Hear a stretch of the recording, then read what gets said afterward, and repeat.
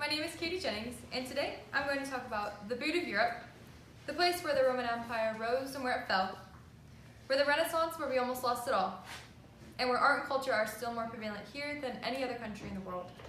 In case you haven't already guessed, the country I'm going to be talking about today is Italy. From the people to the beliefs, to the values and how they celebrate said values, and how these came to be. So from the history and the important eras, today I'll be sharing some more of that stuff with you guys. So first off, the population. You can't really know the people I'm talking about without knowing how many there are. So there are 60.9 million people in Italy today. For reference, there's 325 million in the United States. However, there are 32.5 Italys can fit inside of one United States, making that an incredibly population-dense area. In addition to that, there's 50.2 million people who visit Italy every year, making it the 5th most visited country in the world. The traffic, I can't even imagine what it would be like if we had that many people, that ratio of people come to the United States. They're also similar to us in the way that they govern, seeing as that they're a constitutional republic, and so are we, as we, kind of got that from them.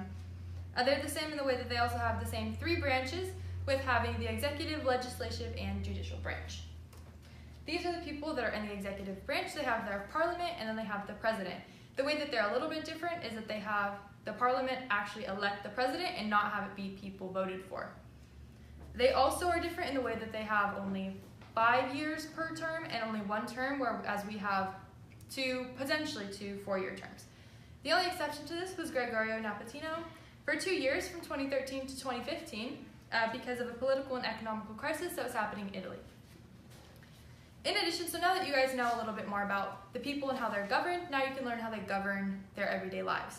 On the website ItalianCulture.com, an article written by Frank A. Simone and peer-reviewed by Jessica Thompson, last updated in 2013, talks about their important beliefs. Number 1 being family. To Italians, family is above all. The times that they get together every week, where we only get together once or twice a year maybe, is where the women get together to cook, is where they show their devotion to their families in this way, of course led by the grandma, master of all food. It's also a time for the cousins, aunts, and uncles, and everybody else to be able to get together, to play games, gossip, talk to each other, and just catch up on their day-to-day lives. In addition to this national belief and value of family, they also have their religion, being Catholic. They are very devoted and go to church 1 to 2 times a week, whereas most Americans maybe go to church 1 to 2 times a year on Easter or Christmas. This is a huge part of their culture because of the historical background that is associated with it through their different areas and how long they've been a country. Some of the ways that they celebrate and show these national beliefs, and specifically Catholicism, is through Assumption Day and Saints' Day. On the website La Gazzetta, an article written by Daniela Zavago, last updated in 2016, tells about Assumption Day. This is the day where that people say Mary was carried to heaven by God himself.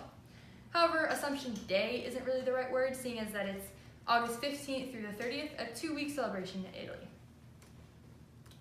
This statue of Mary here is carried through all of the different cities, shown in school, where this carried a parade-like style through the different cities and towns where people throw rose water onto her and blue, as shown here where she is wearing blue. This is the color that symbolizes her. Assumption Day is a big Catholic thing, and so therefore it is celebrated all over the world, but never to this extent. The other one that I wanted to talk to you guys about was Saints' Day. On the website Festivals and Holidays in Italy by Thomas Allen, last updated in 2014, he writes about Saints' Day, where the whole city shuts down to worship a specific saint.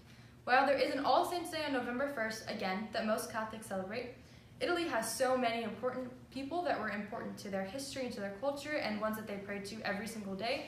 They feel it's important enough to have a whole day devoted just to them.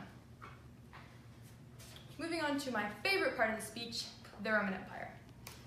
The Roman Empire was in the wake of Julius Caesar and in the golden age of Augustus. Of course, naturally led to one of the most dramatic impositions in human history. Naturally, because any good thing must come to an end.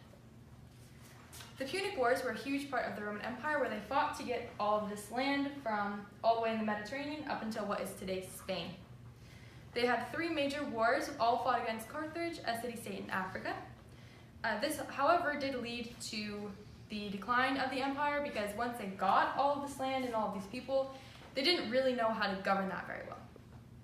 Because of this, Marcus Acius and Julius Caesar teamed up together to be able to govern this more efficiently, greatly benefiting from the Greeks because since they had been a civilization for so much longer, they were able to show them a lot of what it should have been like.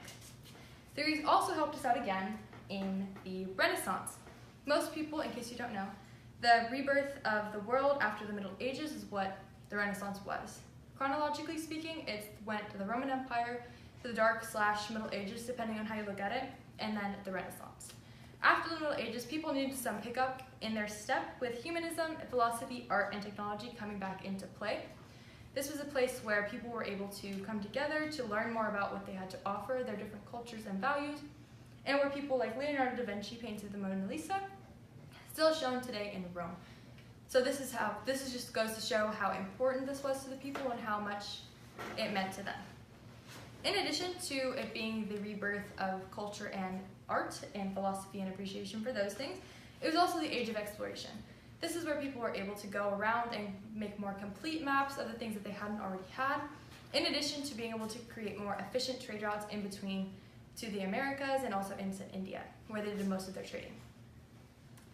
All in all, Italians had much to celebrate, from their incredibly rich history to all the people and the way that they're governed today, and to all of their ways that they celebrate everything else.